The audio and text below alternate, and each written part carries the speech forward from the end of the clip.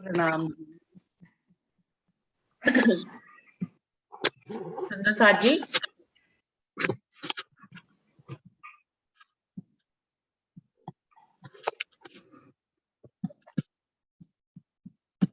सुंदर साथ जी टॉपिक को दोहरा देते हैं। आज का टॉपिक सुंदर साथ जी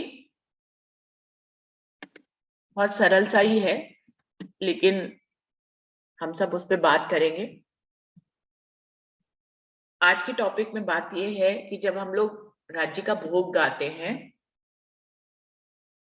तो हम कहते हैं कि राज्य को भोग लगाते हैं, श्यामा महारानी को भोग लगाते हैं, फिर सतगुरु को भोग लगाते हैं और फिर सुंदर साथ को भोग लगाते हैं।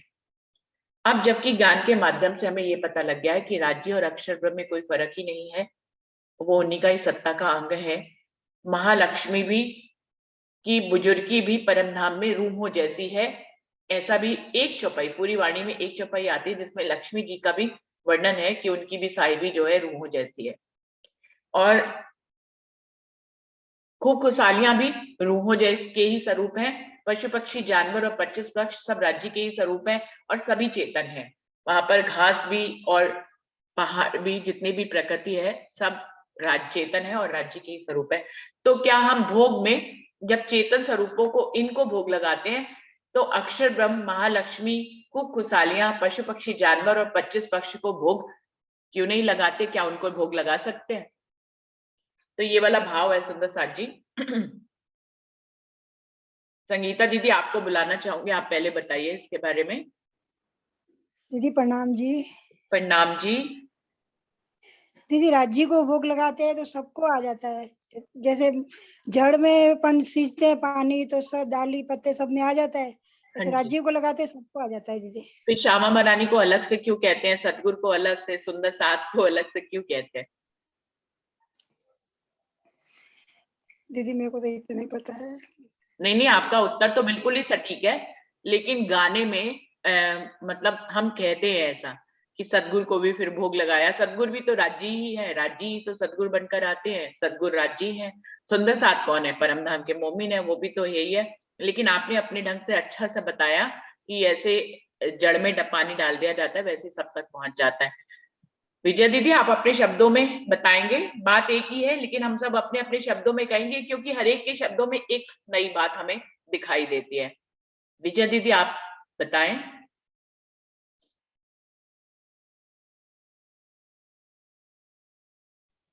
प्रणाम बहन जी। प्रणाम जी। मुझे भी समझ में तो नहीं आ रहा ज्यादा, लेकिन बस यही है कि श्री प्राणनाथ जी में उनकी वाणी में पूरा परमधाम ही उतरा हुआ है तो सभी को ही भोग लग जाता है। अब बोलने में तो इन ये आ गए तो सभी आ गए जी। बाकी तो मेरे को भी ज्यादा नहीं आ रहा बहन जी। प्रणाम। ज्यादा मूल बात तो सभी बता ही रहे हैं ना, ज्यादा आ तो रहा है सबको। ऐसा प्रणाम जी, प्रणाम। नाम ऐसा भाव आता है ना, पांचों तरफ सुख पावे, मतलब सभी सुख पाते हैं, सबको ही भोग लग जाते हैं, यही भाव आता है कि हम राज्य को लगाते हैं तो उनको सबको भोग में आता है ना, पांचों स्वरूप सुख पावे। ठीक, पांचों स्वरूपों को भी भोग लगाने की बात आती है। मतलब बोलते हैं सुंदर साथ जी, पांचों स्वरूपों को भोग लगा रहे हैं। हाँ जी। कोई और अपनी बात अपने शब्दों में इसको कुछ कहना चाहेंगे? जस्सी भी आप कुछ कहेंगे?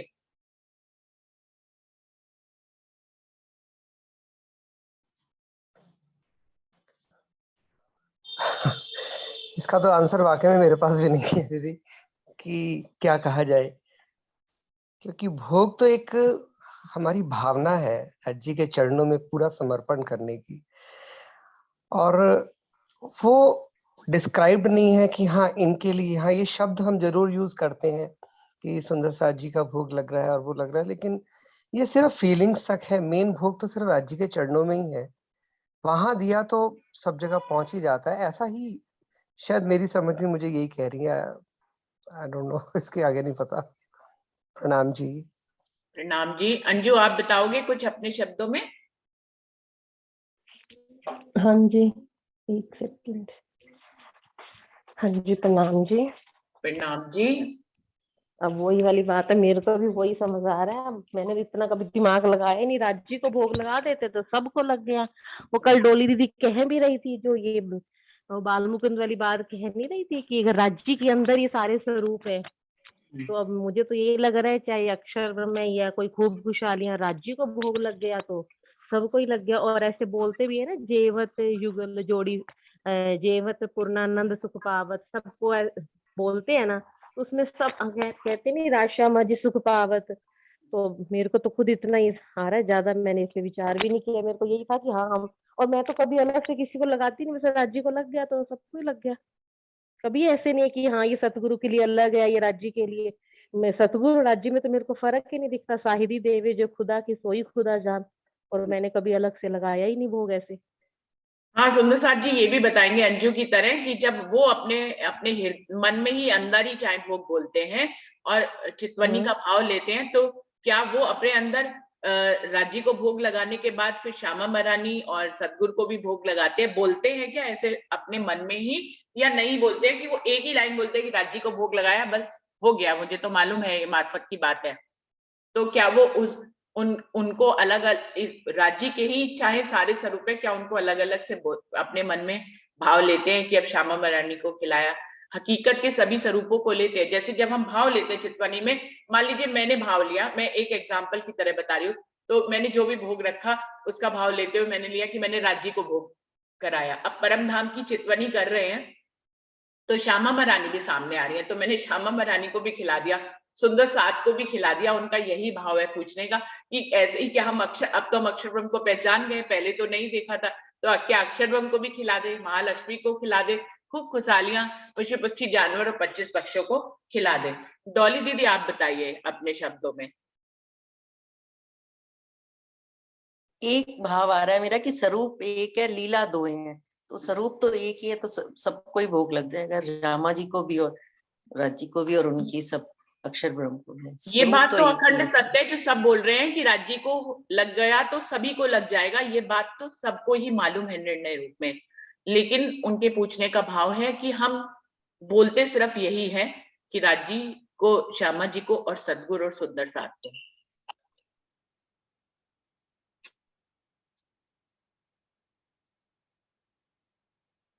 डॉली दीदी आप बताएं। हाँ जी प्रणाम जी।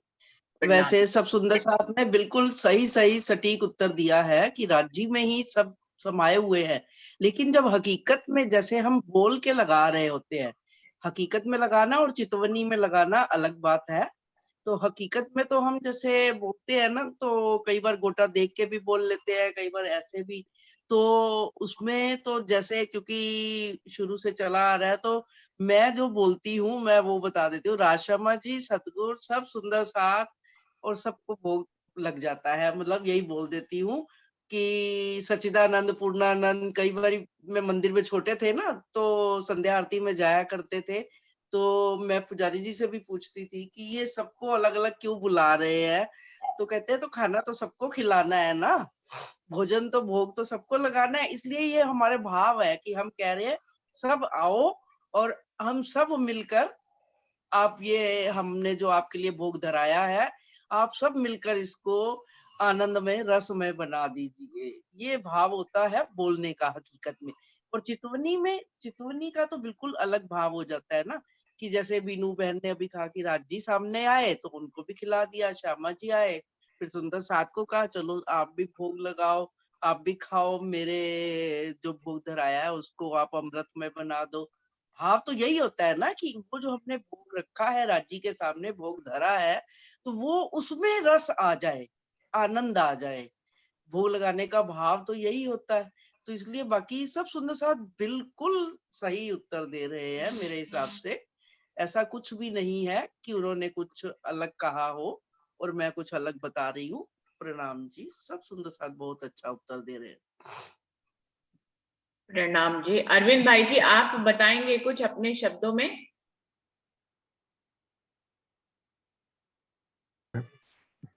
प्रणाम सुंदर साथ जी।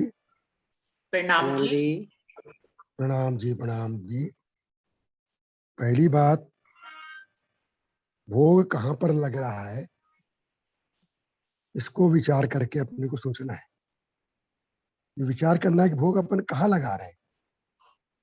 क्या ये भोग अक्षर ब्रह्मांड लगा रहे हैं? क्या ये योग अक्षर धाम में योग माया के ब्रह्मांड में लगा रहे हैं, कि अपन परम धाम में भोग लगा रहे हैं?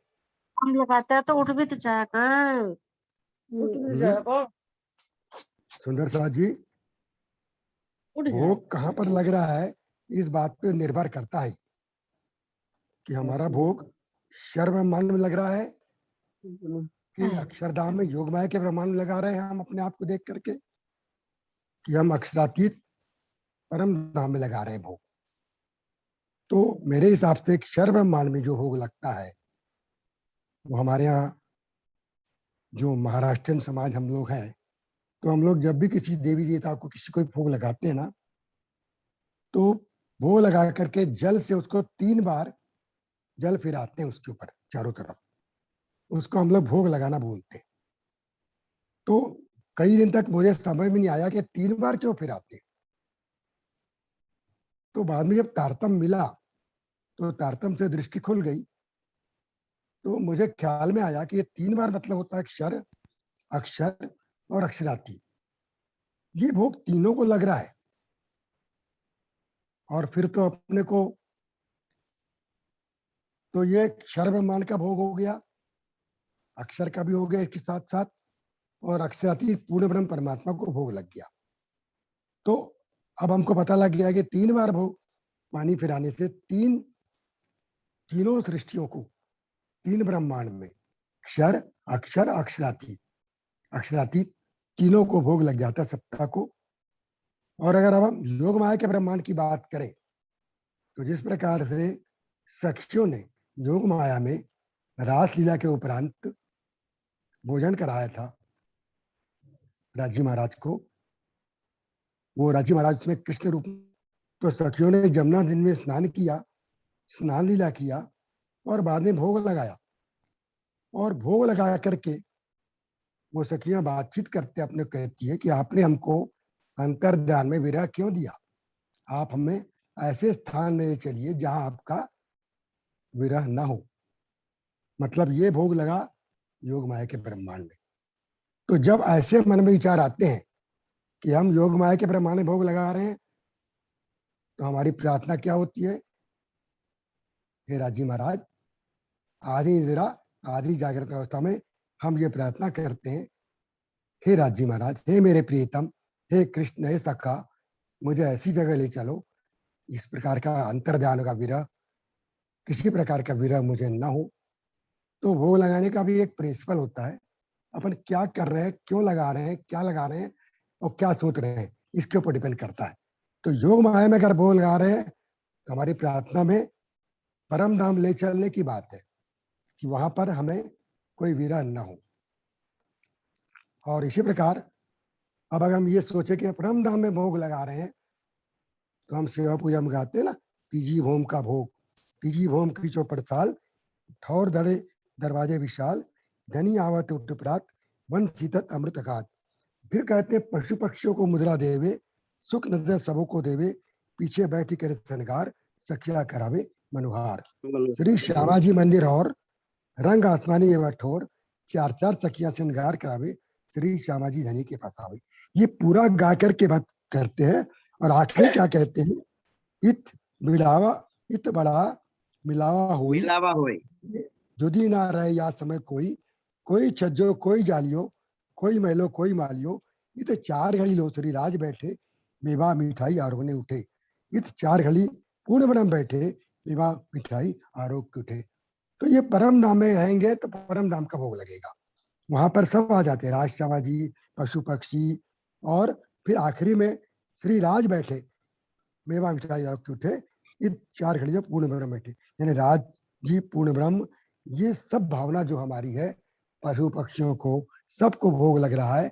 ये भावना हमारे जब तीजी भोम की प्रसाद तो हम गाते हैं, फिर अलग से बोलने का क्या आवश्यकता है, ये सब भोग लग जाता है।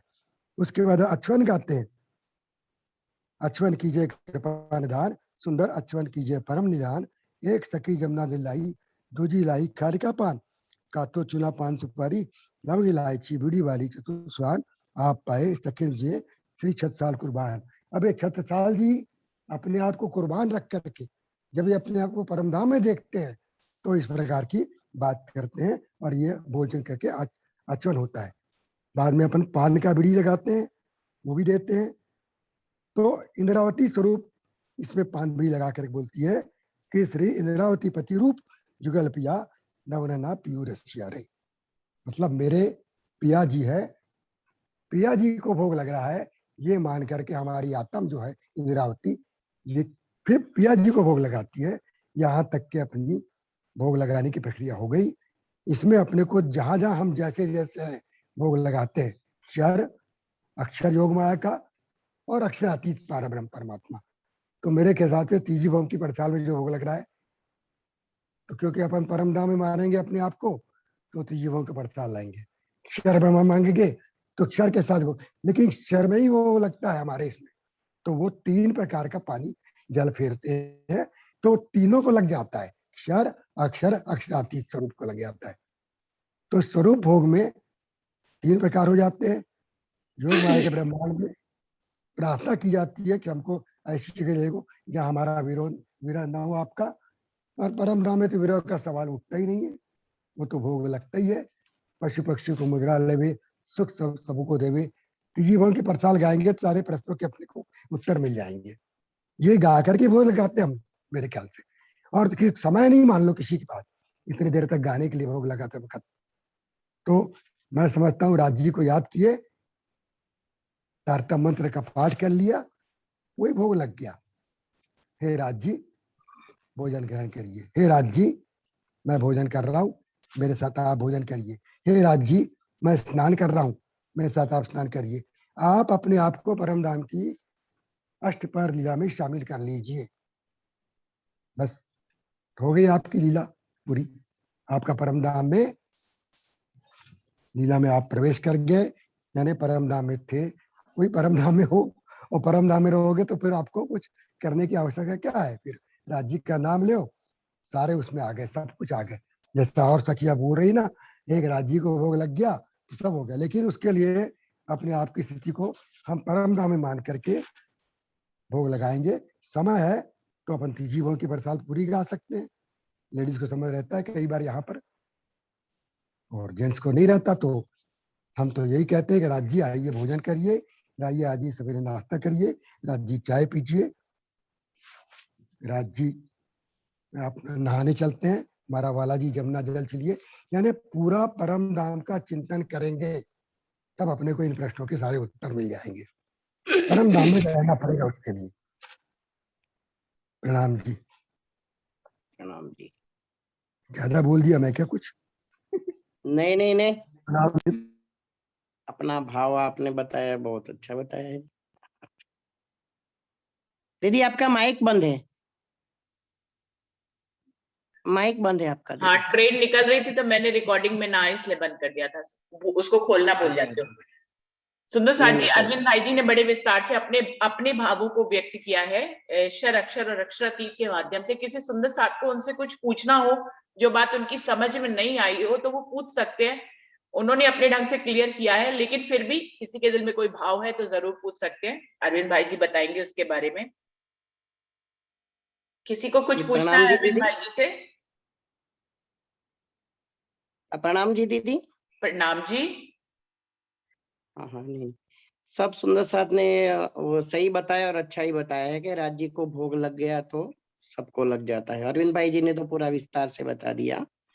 मेरा भाव ये है कि जैसे महाभारत कालीन दरमियान जब पांडव वनवास चले गए थे, तो उस वनवास में कृष्ण ने उसी टाइम परीक्षा ली थी कि जब उनका भोजन प्रसाद हो गया था, सबने 5 पांडव, द्रौपदी जी ने भी भोजन ले लिया था, और उस मंडोले में कुछ बचा ही नहीं था। उसके पास कुछ बचा न था न, और न खाने का राशन पानी भी कुछ नहीं था, जितना था वो खत्म हो गया था। फिर कृष्ण भगवान ने उनकी परीक्षा लेने का विचार किया होगा, तो ऋषि मुनि आए थे, उसी कुटीर में ऋषि मुनि आए तो उन्होंने बताया, और वो ऋषि मुनि ऐसे थे जो मांगने पर नहीं देने से वो श्राप दे देते थे। तो ऋषि मुनि जैसे ही कुटीर में आ गए, तो कुटीर में आने के बाद द्रौपदी जी ने देखा कि अंदर तो कुछ है ही नहीं खाना, और तो अब क्या करे, सब विवश बन गए थे कि अब क्या करे, ऋषि मुनि तो ऐसे है और श्राप दे देंगे, अब खाने का राशन पानी नहीं है। तो कृष्ण भगवान को याद किया। जब कृष्ण भगवान आए तो आकर के सब व्यथित थे, तो देखा कि क्या हुआ, कैसे हुआ, क्यों क्यों आप परेशान हो।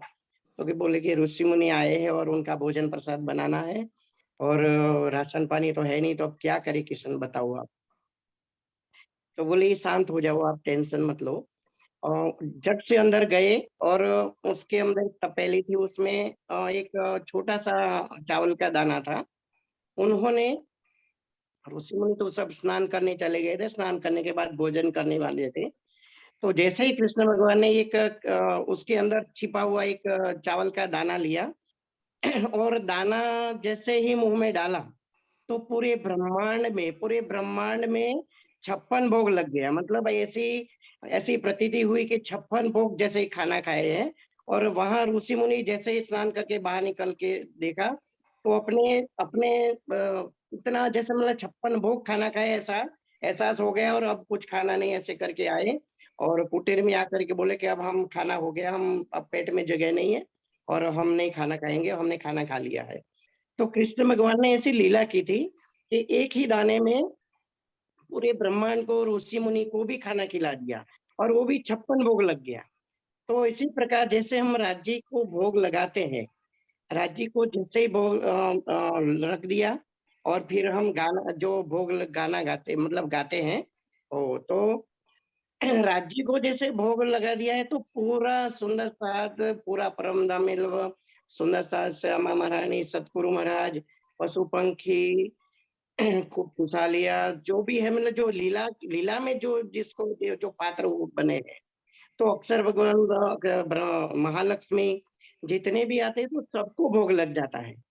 तो भोग लग जाए, तो मेरे कहने का मतलब यही है कि राज्य को भोग लगा दिया, तो पूरा जितना भी है परम धाम में, राज्य, श्यामा महारानी, सतगुरु महाराज, सुरवों, पशु पंखी, मतलब जैसे अभी पहले ही दीदी ने बताया था कि जब पेड़ में पानी डालेंगे तो पत्ते पत्ते, डाली डाली सब में पहुंच जाता है। उसी प्रकार ये भोग सारे परम धाम में सब जगह सबको भोग लग जाता है। तो मेरा भाव यही है कि, और मैंने कई जगह देखा है, जब भोग की थाली लेके आते हैं, तो यहाँ जितने मिल रहे, जैसे वहाँ कुछ स्थान बना है उधर भी रखते हैं, राज्य के पास भी रखते हैं। तो मेरे ख्याल से मेरा भाव तो यही होना चाहिए, मैं यही कहूंगा कि राज्य जहाँ हमारे स्वरूप साहिब रहे, और राज्य जहाँ जहाँ हम भोग की थाली रखते हैं, वही एक ही जगह रखनी चाहिए। और राज्य जैसे भोग आरोगेंगे तो सब जगह भोग लग जाएगा, और सबको भोग लग जाएगा, और सबके दिल में आ जाएगा। और मेरा ये भाव है। तो एक राज्य को ही भोग लगाएंगे तो सबको भोग लग जाएगा, मेरा ये बात है। हम्म। प्रणाम दीदी। प्रणाम जी। सुनीता दीदी, आप बताएंगे अपने शब्दों में।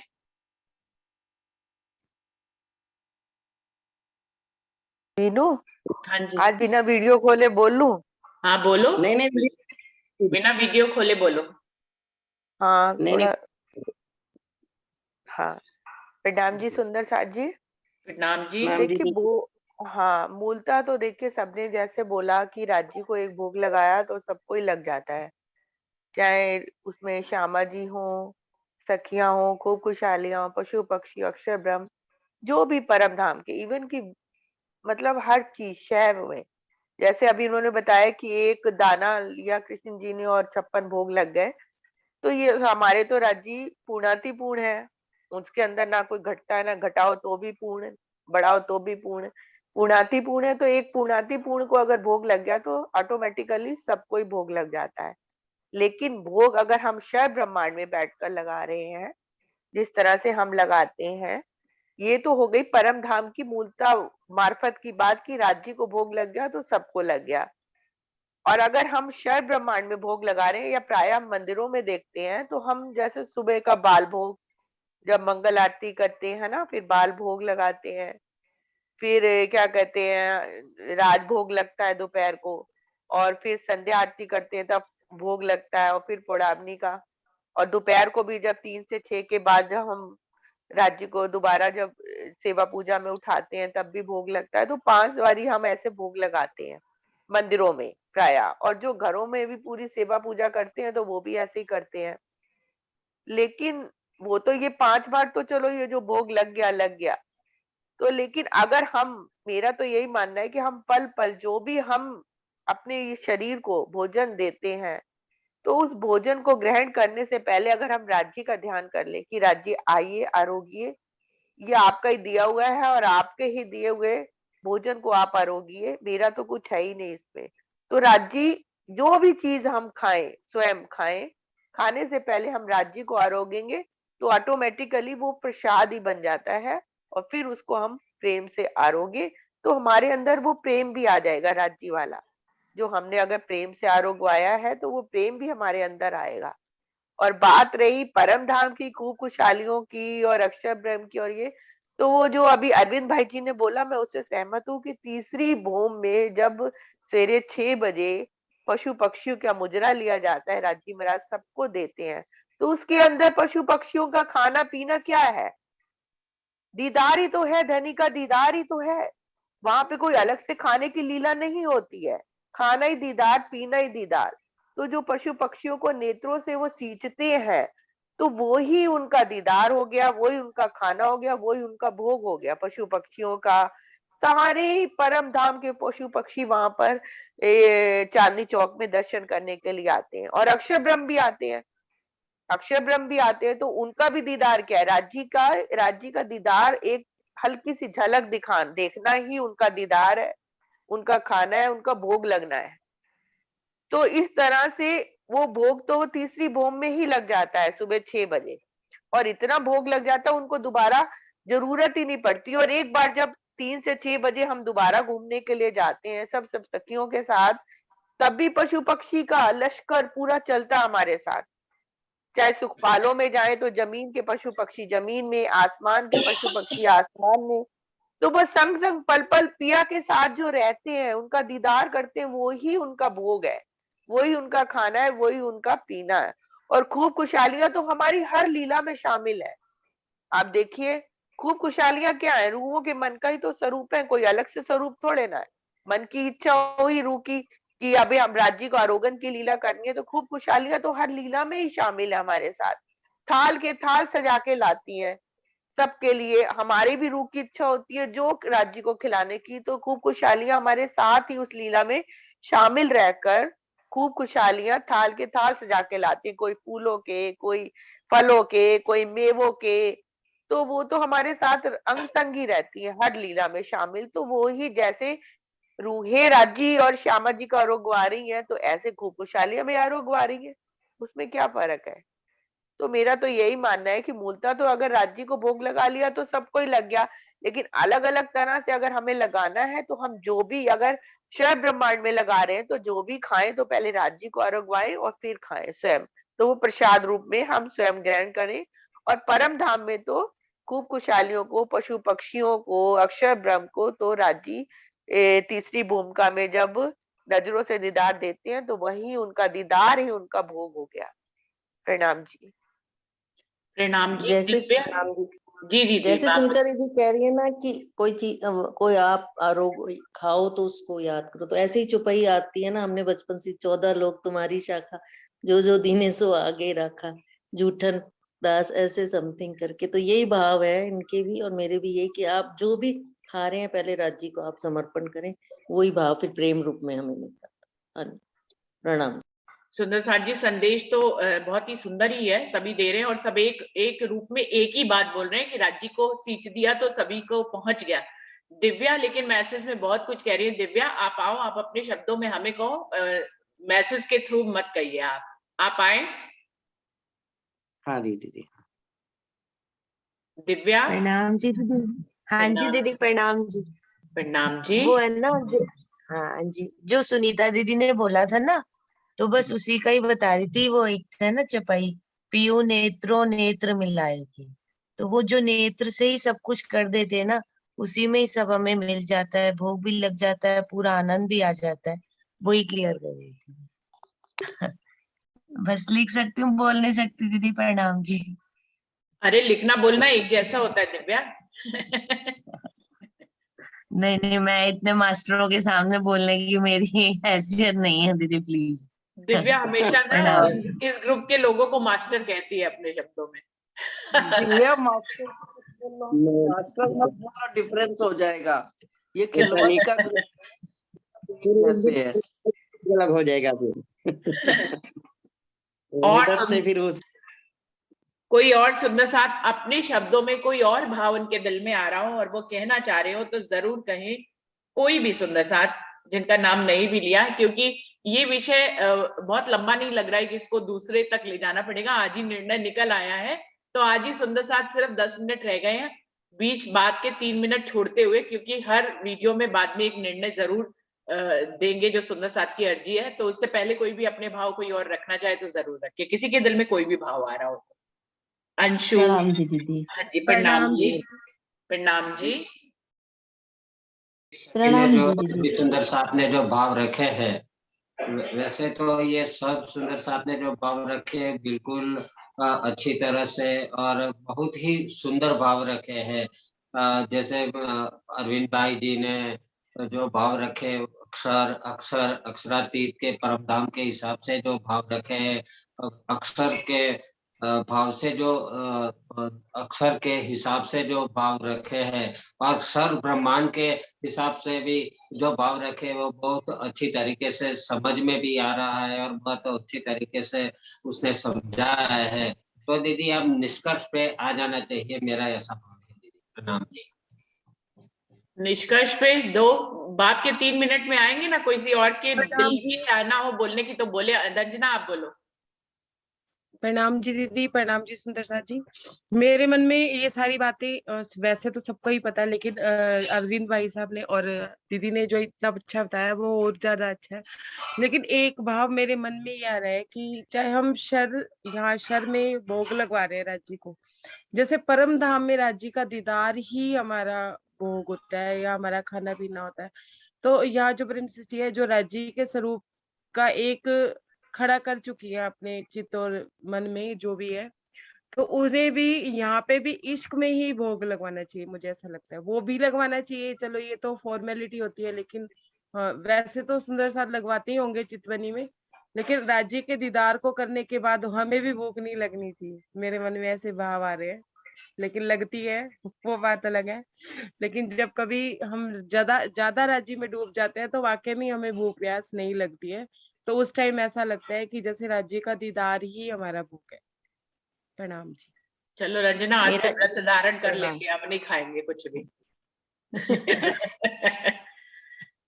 एक भाव ये आता है कि प्रणाम जी जैसे दीदी। हम एक बात हमारी बताओ। देह से लेना, तो हम खुद ही भोग रूप में राज्य के लिए समर्पण इतना हो जाए कि हम अपने आप के शरीर को और अंदर से ही हम उनके लिए बन जाए। हमको ये लीला का पता ही नहीं चले कि हाँ ठीक, हम मीना उनको खुद दीदी ही आप पूरा कुछ कह रही समर्पण थी? कर। सुंदर साथ जी, नहीं अगर बोल अब हम भोजन भी बना रहे हैं ना सुंदर साथ जी, बनाते टाइम भी हम भोजन का अगर बना भी रहे हैं ना, उस टाइम भी अगर हमारा ध्यान राज्य की तरफ ही है ना, तो वो भोग ही लग गया। जरूरी नहीं प्रॉपर हम मंदिर में रख के उनको भोग बना लगाए या कुछ है, या ध्यान करके लगाए। अगर भोजन बनाते समय भी हमारा ध्यान अगर राज्य की तरफ ही है कि हम राज्य की तरफ ही राज्य को ही भोग लगा रहे, तो वो भोग लग जाता है ऑटोमेटिकली। जरूरी नहीं शरीयत के रूप में हम मंदिर में जाएं, जल भी रखें और भोग भी रखें और तभी भोग लगेगा। ये तो हमारा अंदर से चलने वाली लीला है सुंदर साथ जी। ये जाहिरी में तो जो हम भोग रखते हैं, ये तो एक परंपरा चली हुई है कि राज्य को भोग लगाना है। राज्य कोई क्या खाते हैं या पीते हैं, है ना? पूर्ण ब्रह्म परमात्मा कोई ना उनको प्यास लगती है ना भोग लगती है। ये तो एक परंपरा चली, हमारे भाव है कि हम उनको खिलाते हैं ऐसे रख के। लेकिन मेरा तो ऐसे ही मानना है कि अगर हम भोजन बनाते समय भी हमारा ध्यान अगर कि हम जैसे अपने आप को समझें कि हम लाडवाई के जुट के ही हैं या हम उनके लिए प्रेममयी भोजन बना रहे हैं और उनको आरोग्य रहे हैं, तो वो भोग लग जाता है ऑटोमेटिकली। बिल्कुल सही है प्रणाम सुंदर जी। साथ जी।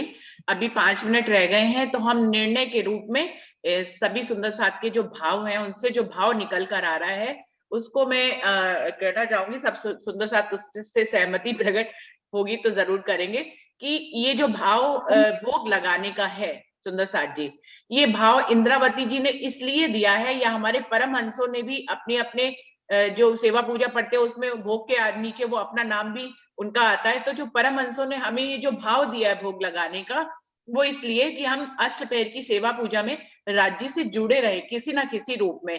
कभी हम उनको बुला के जो है पशु पक्षी सुबह नहलाएं धुलाएं, फिर उनका श्रृंगार कराएं, फिर पशु पक्षी का दीदार ले, फिर जो है भोग लगाएं, फिर उनके सामने निरत करें, फिर भोग लगाएं, फिर सुलाएं, फिर उठाएं, फिर वनों में ले जाएं, फिर वहां भोग लगाएं, फिर वापस लाएं, फिर निरत देखें और फिर सो जाएं।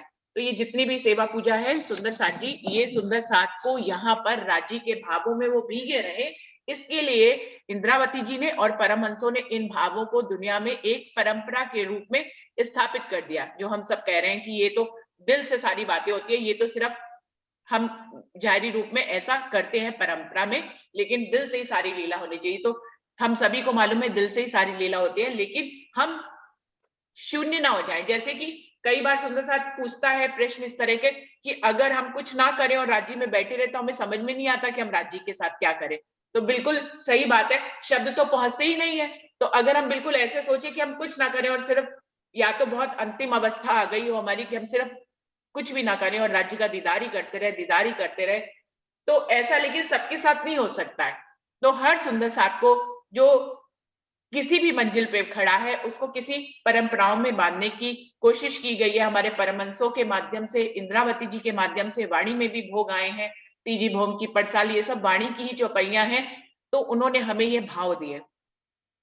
और एक भाव और है कि राज्य को जो सबने सर्वसम्मति से कहा कि राज्य को पहुंच गया तो सभी को पहुंच गया, फिर उनके हकीकत के सभी स्वरूपों में पहुंच गया, श्यामा महारानी में भी पहुंच गया, रूहों, अक्षर ब्रह्म, महालक्ष्मी, खूब खुशहालियां, 25 पक्ष, पशु पक्षी जानवर सब में पहुंच गया। लेकिन इनको जो ये एक प्रश्न था कि राज्य को पहुंच गया, उसको उनको भी मालूम है कि सबको पहुंच गया, लेकिन हम राज्य को अलग से कहते हैं, श्यामा महारानी को अलग से कहते हैं, सतगुरु को कहते हैं, फिर सुंदर साथ को कहते हैं। वो कहते हैं ऐसे ही आगे हम अक्षर ब्रह्म, महालक्ष्मी, खूब खुशहालियों, पशु पक्षी जानवर और 25 पक्ष को भी कह सकते हैं। सिर्फ इसलिए, उसका कारण ये है, सिर्फ इसलिए कि जब हम भोग रखते हैं तो एक लाइन में कहें कि धनी अरोगो, तो वो अरोगने में भी तो टाइम लगता है ना। उस टाइम को बिताने के लिए, हम उस समय को बिताने के लिए फिर श्यामा राज्य के ही अलग अलग स्वरूपों को कह देते हैं।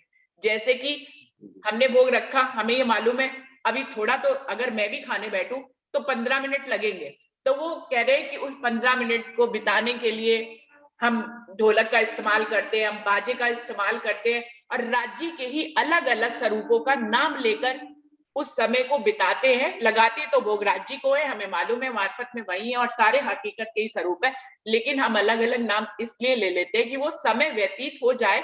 हमारे धनी 15 मिनट का समय तो हम उन्हें दे ना कि वो भोजन कर ले, हमारे भाव उनको भोजन कराने के। तो 15 मिनट हमने एक लाइन बोली, राज्य भोग लगाओ और भोग उठा ले, ऐसा नहीं है। 1 मिनट में कौन भोग खा लेगा, हम दुनिया में नहीं खाएंगे। और हमें तो मालूम है राज्य को खिलाने की भी जरूरत नहीं है, लेकिन इस भाव को प्रदर्शित करने के लिए हम किसी भी स्वरूप का भाव ले सकते हैं। उनमें अक्षर ब्रह्म महालक्ष्मी को भी ले सकते हैं, राज्य के ही स्वरूप खुशहालियों को ले सकते हैं, पशु पक्षी जानवर को ले सकते हैं और 25 पक्षों को ले सकते हैं।